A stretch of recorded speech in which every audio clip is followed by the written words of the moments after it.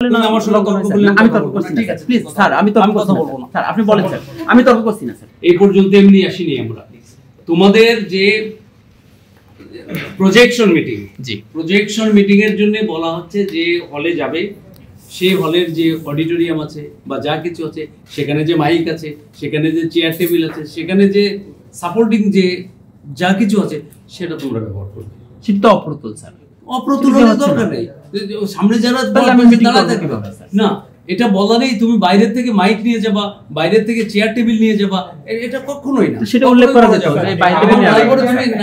তারপর তুমি নাস্তা দিচ্ছ, এটা তো ঠিক না। এটা তো অন্য প্রার্থীরা, সাংবাদিকরা বারবার আমাদের কাছে আসছে, বারবার এই প্রশ্ন তুলছে, আমরা সব অ্যাভয়েড করছি, বারবার অ্যাভয়েড করছি। এটি তো আসন বিধিতে নিষিদ্ধ না। এবং তাহলে ছাত্রদল যে বিরিয়ানি খাওয়াচ্ছে কৃষকের সাথে ছাদে বিরিয়ানি খাওয়াচ্ছে, প্রত্যেকদিন বিরিয়ানি খাওয়াচ্ছে, বিরিয়ানি খাওয়াইলে সেটা আসন বিধি লঙ্ঘন না। আমি শিখিল না, চকলেট খাওয়াইলে না, স্যান্ডউইচ খাওয়াইলে না, আমার সঙ্গে তর্ক করলে আমি তর্ক করছি না প্লিজ স্যার, আমি তর্ক কথা বলবো না স্যার, আপনি বলেন স্যার, আমি তর্ক করছি না স্যার, সরি স্যার, প্লিজ। এটা তর্ক করার বিষয় না।